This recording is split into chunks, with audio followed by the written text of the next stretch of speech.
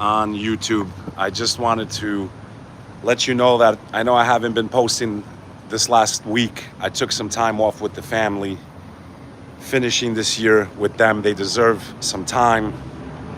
In the words of the Godfather, a man who doesn't take care of his family is not a man. I brought my boys down to Miami and we spent some time together. We went to the beach. We swam in the pool. We talked. I let them know how much I love them because life is short. I want to thank all of you for having my back. When I get back this week, we're going to be going harder than we've ever gone before. As many of you have seen, there's a lot going on with Joe Rogan and Elon and all kinds of things that are going on that I will respond to. And I'm going to be releasing a few specials where I'm going to be addressing a lot of the nonsense that's going on in the religious world. In any event, I'm here in Miami. I'm in South Beach. I'll be spending New Year's Eve here. It's absolutely gorgeous out. It's 75 degrees. There's no humidity. And the mood and the situation here is very nice. It's the only place that feels like America to me. I started coming here a lot more during 2019 when they closed everything down. And the way things are looking, they're going to try to do it again. We've all heard about what's going on with the bird situation. And we also know that there's supposedly some type of fog that is covering cities and people are making videos from Florida to New York to Canada. I can't confirm it. However, my hypothesis, if there's any truth to this fog situation, my educated guess would be it's some type of nano dust, that's being released, in my opinion, if that is what it is. I don't have a way to confirm. If anybody's in a city that's been affected by this fog and has video, please send it to me and describe what you're seeing, what you're smelling, so I can let the rest of the followers know what's going on. Here in Miami, I have not seen any fog. People seem to be in high spirits. People seem to be in a good mood. This city has definitely become one of the most expensive in the world. This is not the Miami I knew 10 years ago, 20 years ago. It is extremely expensive. I would compare Miami to what you would spend going to Zurich, Switzerland, or Manhattan. So it's become a very popular destination.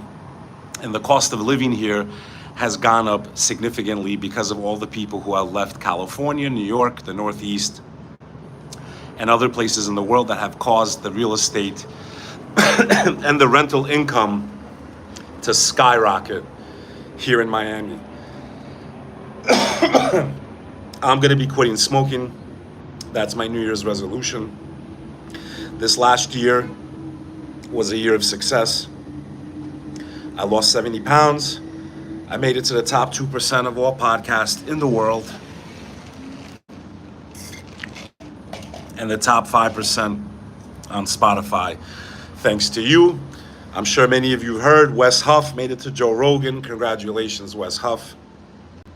He had 7,000 followers before he addressed Billy Carson. And because of the whole Billy Carson thing, he's now at 500,000 and he made it to Joe Rogan. Even though your boy took care of Billy Carson about a year ago, but that's everyone else's fault. In any event, I'm going to be addressing some of his comments, some of his theories, and I am going to call him out on some of the things I think that he's saying that are inaccurate, but I'm going to do it in a respectful fashion because there's no reason to attack him or put him down, and he hasn't done anything wrong, in my opinion, except explain what he's learned and what he believes, and he has that right. So it's not going to be me attacking him as a person or his character, but simply his arguments, and I'm going to show you my view on some of the things he talks about. And it should be a very interesting episode that I'm going to try to get up within the next 5 to 7 days. I don't want to rush it. I want it to be very easy to follow. I'm going to show you my sources. I'm going to show you my train of thought. And I'm going to let you decide what makes more sense. In any event, I know a lot's happened in the last week. We're entering 2025. I wish I could say I'm optimistic. I am optimistic in the sense that a lot of people have woken up, people like you, and that we're not out of the woods. There's a lot of chaos going on. There's a lot of infighting. There's a lot of different agendas that are being rolled out. And we must stay alert. We must stay awake. We must be vocal. We must educate people as much as we can. And that is what we all have in common. We're in this together. The world we live in is on fire. The world we live in is in danger of collapse. So we need to stick together, not judge each other so much, hear each other out, and be positive with each other. Otherwise, we have no way out of this. So, you know how I feel about electronic currency and what comes next.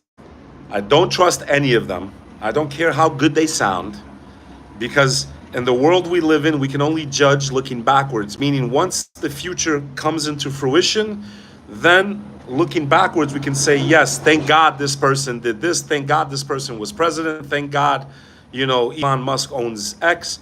Until we are free, until the world is awake, until policies change, until these conflicts end, until America operates in a way that it hasn't, until free speech is completely protected, there is nothing to let our guards down about. There is nothing to celebrate. We can take a pause and recuperate. We can take a pause and breathe, but we can't let the foot off the gas. We must stay united. I want to wish all of you an amazing 2025. I hope that if you had a really bad year, you know that it's okay. I've had many bad years in my life, very bad years. And I am proof that it's never over unless you give up. You're not a loser only if you give up.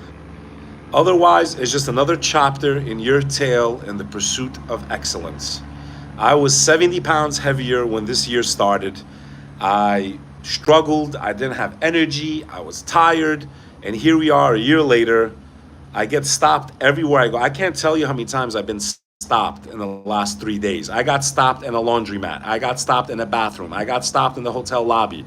I got stopped in an elevator.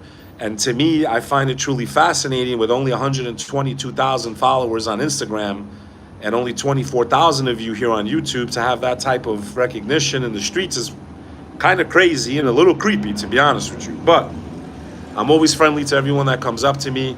I'm not worried about you people, but I am worried about people out there who are full of hatred and jealousy and violence. In any event, I want to wish you all a very happy new year.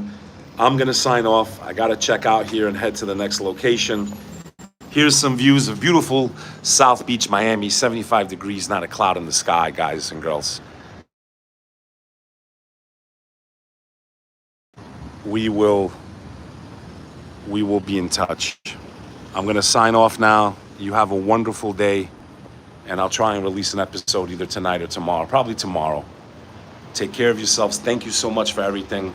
Respect, blessings, and love from your boy, Bek Lover. Have a happy new year with your family and all that you love. Have a great day.